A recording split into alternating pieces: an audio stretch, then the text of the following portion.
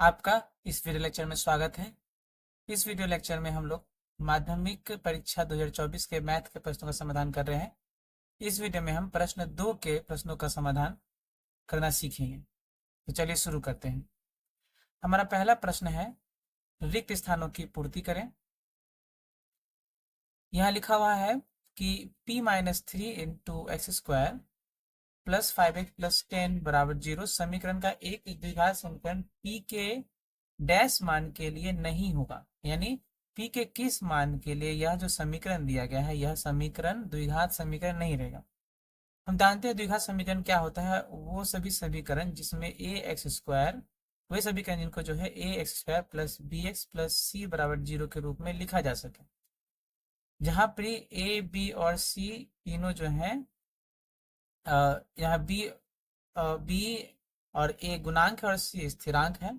और ये बताया गया है कि ए का मान जो है कभी भी 0 के बराबर नहीं होना चाहिए। क्यों होना चाहिए कि अगर ए का मान 0 आ जाए, यानी 0 इंटू एक्स स्क्वायर कर दें, तो यहाँ हो जाएगा एक्स स्क्वायर और सी बचेगा बी एक्स प्लस सी। यानी यहाँ जो द्विघात है, यानी पावर 2 का जो पद है एक्स के लिए, वो नहीं रहेगा और यह एक जो है रेखीय समीकरण बन जाएगा। यानी जो एक्स स्क्वायर का गुणांक है वो कभी भी 0 नहीं होना चाहिए। अब प्रश्न कह रहा है कि किस मान के लिए ये द्विघात समीकरण नहीं रहेगा। अगर इसे हमें द्विघात समीकरण नहीं बनाना है तो हमें p-3 का मान जो है 0 के बराबर करना पड़ेगा। यानी हम यहाँ से कह सकते हैं कि p बराबर 3। अगर p बराबर 3 लिया जाए तो p-3 का वैल्यू 0 हो जाएगा और यह एक द्विघात समीकरण नहीं रहेगा। यानी हमारा p का जो मान होगा वो क्या होगा, 3। यानी हमारा पहला उत्तर है 3। हम अगला प्रश्न देखते हैं। लिखा है, किसी निश्चित समय में मूलधन और चक्रवृद्धि ब्याज का योग, यानी जब भी मूलधन और ब्याज का योग करते हैं तो उसे हम कहते हैं मिश्र धन। यहाँ जो उत्तर होगा वो हो गया मिश्र धन, जिसे अंग्रेजी में हम अमाउंट कहते हैं। ये हमारे दूसरे प्रश्न का उत्तर हो गया अमाउंट। फिर लिखा गया है, दो समरूप त्रिभुज जो है ये परस्पर संगत भुजाएं डैश होती हैं। हम जानते हैं दो त्रिभुज जब भी समरूप होते हैं, समरूप कहने का मतलब होता है कि उनके कोण बराबर होंगे, परंतु जो भुजाएं होंगी वो जो है एक निश्चित अनुपात में होंगी, जिसे हम लोग समानुपात कहते हैं। यानी जो भी त्रिभुज, दो त्रिभुज अगर समरूप हैं तो उनकी भुजाएं क्या होती हैं, समानुपाती होती हैं। यानी यहाँ लिखेंगे समानुपाती। ये हमारे प्रश्न 3 का उत्तर हो गया समानुपाती। हम अगले प्रश्न को देखते हैं। हमारा अगला प्रश्न है प्रश्न नंबर 4। प्रश्न 4 करा है, यदि साइन थीटा माइनस 30 डिग्री बराबर 1/2 हो तो कॉस थीटा का वैल्यू निकालें। यहाँ लिखा हुआ है क्या कि साइन थीटा माइनस 30 डिग्री बराबर 1/2 है। हम जानते हैं कि साइन 30 डिग्री के लिए जो साइन का वैल्यू होता है वो 1/2 होता है। यानी साइन 30 डिग्री कितना होता है, 1/2 होता है।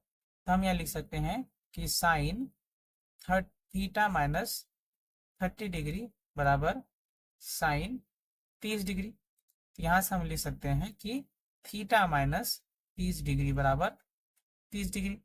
यहाँ से हम जो है थीटा वाला लिख सकते हैं, इस -30 उधर भेज दें तो 30 डिग्री प्लस 30 डिग्री, यानी थीटा का वैल्यू कितना हो गया, 60 डिग्री।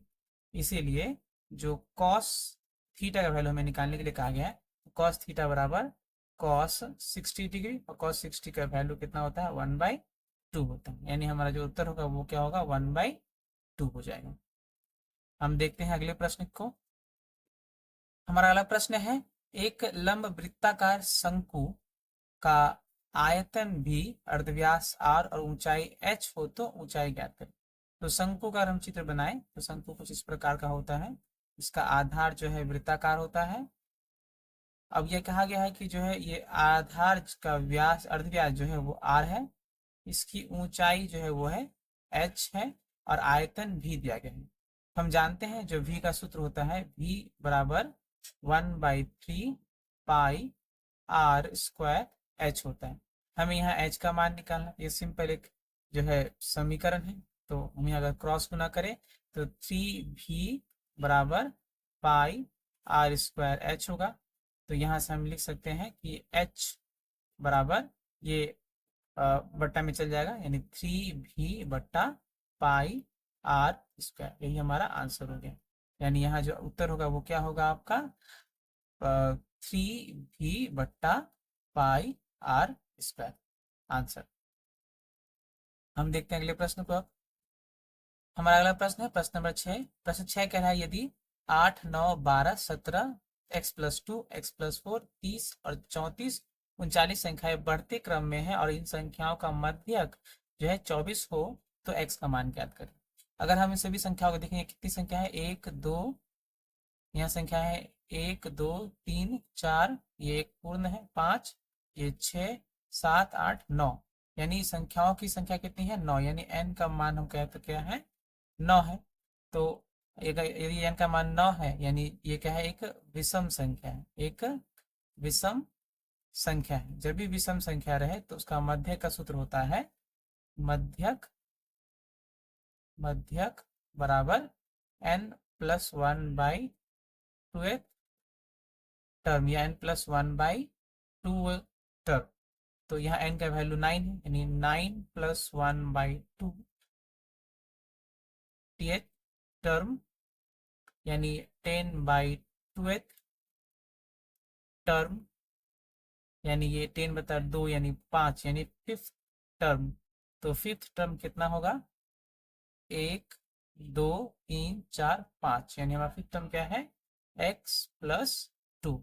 इसीलिए हम कह सकते हैं कि जो x प्लस है, x+2 जो है वो किसके बराबर होगा, मध्यक यानी 24 के बराबर, यानी 24 कर देते हैं।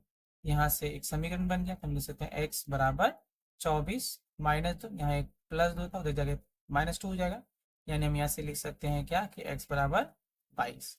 इसलिए हमारा x का जो मान होगा वो क्या होगा, 22 होगा, यानी हमारे x का मान कितना हो जाएगा, 22। ये हमारा उत्तर हो गया। उम्मीद है आपको प्रश्न 2 के सभी प्रश्न समझ में आए होंगे। इनका अभ्यास करें। कोई भी समस्या हो आप कमेंट बॉक्स में हमें बताइए, हम उनका समाधान करेंगे। मिलते हैं अगले वीडियो में, तब तक के लिए धन्यवाद।